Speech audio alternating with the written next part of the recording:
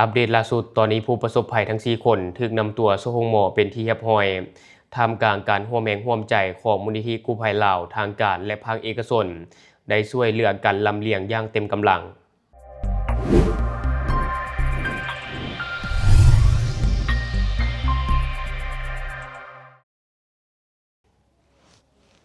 สวัสดีท่านผู้ชมยินดีต้อนรับเข้าสู่รายการช็อกเดอะนิวและข่าวที่ข้าพเจ้าอยากจะนำเสนอในมื้อนี้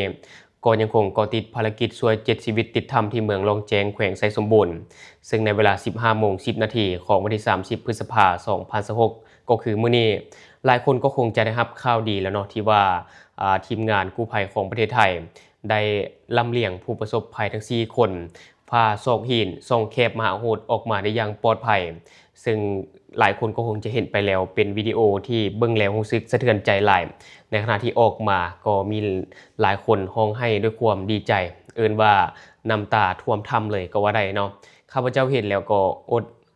ดบ่ได้เนาะก็คือว่ากั้นน้ำตาไว้บ่อยู่เห็นแล้วดีตนเพราะว่าเขาเจ้าก็คิดฮอดกันเนาะเหมือนกับว่าตายแล้วได้เกิดใหม่ก็ว่าได้ท่านผู้ชมซึ่งในตอนนี้ผู้ประสบภัยทั้ง4คนก็ถูกนำตัวส่งหมอเป็นที่เรียบร้อยโดยการร่วมแรงร่วมใจจากทีมงานกู้ภัยลาวทางการและภาคเอกชนได้ร่วมกันอย่างเต็มกำลังในการลำเลียงในครั้งนี้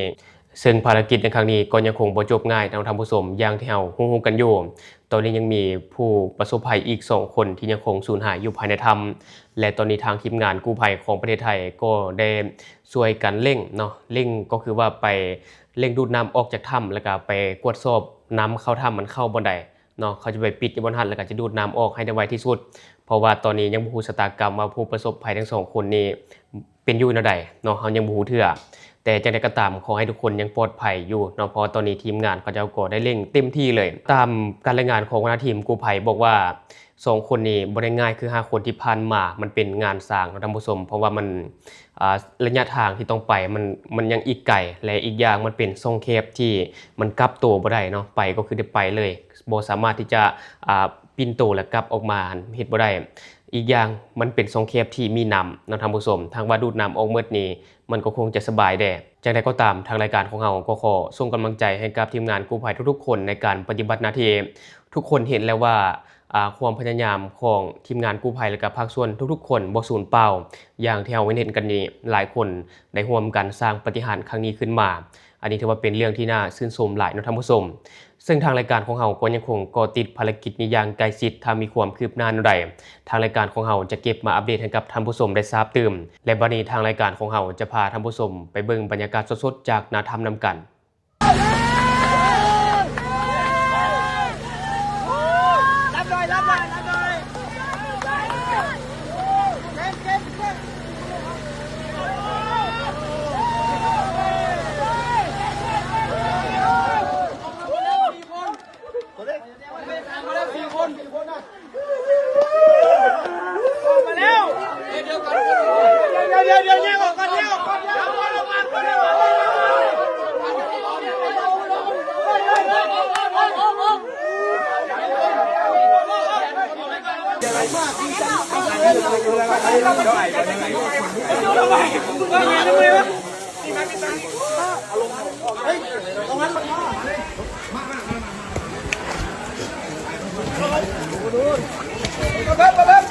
กำลังคนหนึ่ง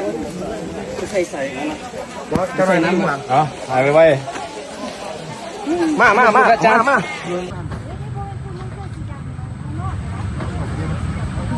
ทางกู้ภัยนครหลวงแล้วก็ประชาชนทหารไอ้น้องทหารกู้ภัยผู้เพียกำลังนำส่งคนเจ็บไปหาหมอมา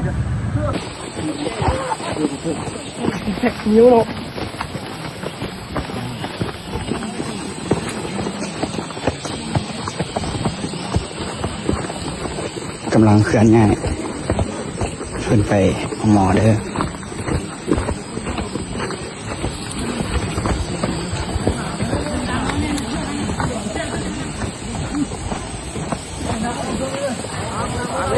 เอาเสื้อกันได้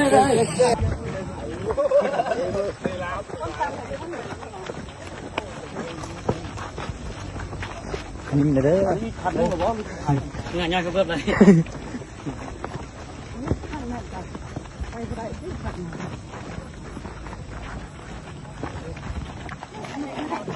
ลงเลยไหม หลังไป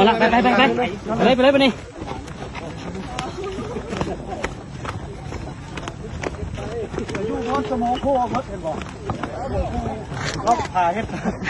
เขาวัดไปแล้วก็ออกเลย เฮ้ยนะลงปูนล็อกถ่าย ใช่ป่ะที่น่าให้วัดไปเขาจะออกมาเองเลยครับ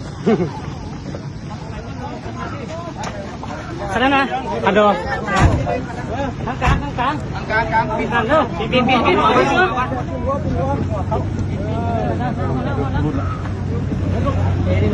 ยตุ๊กตาแล้วนะเขาส่งออกเลยนะ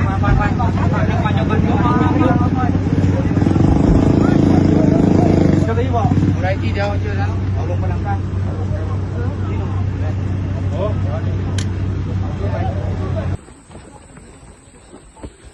เขาเจ้ามาทุกคนเอาลงมาทุกคนลงมาสี่เลยมีแต่บอกเขาเจ้าอยู่ลุมมีจากคนออกมาหาเบิดเลยเอาขึ้นมาจาก20 คนก็ได้นะ อ๋อบินขึ้นมาเนาะไอ้ตุ้ยเนาะ เกดเอาพยายามเอาส่งออกบ่ต้องพกดังเอาไร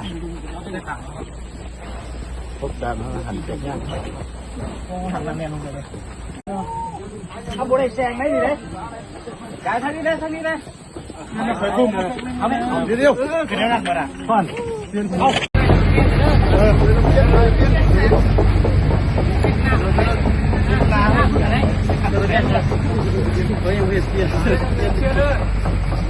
ไงวะเกด ทางนู้นมันไม่ได้ขึ้นมาว่ะ ขึ้นมา โทรหาเขาขี่เลยขี่โซ่เพื่อนเลยนี่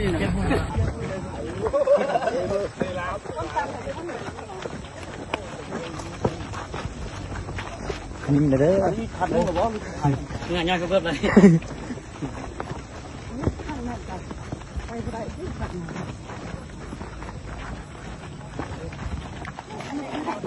ลงเลยไหม หลังไปเลยไปนี่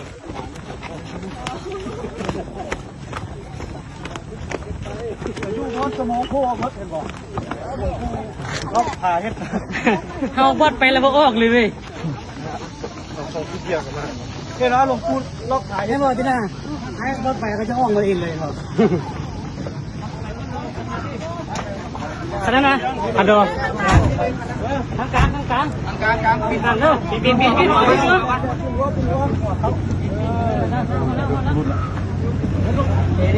ียตุ๊กตาแล้วนะเขาส่งออกเลยนะ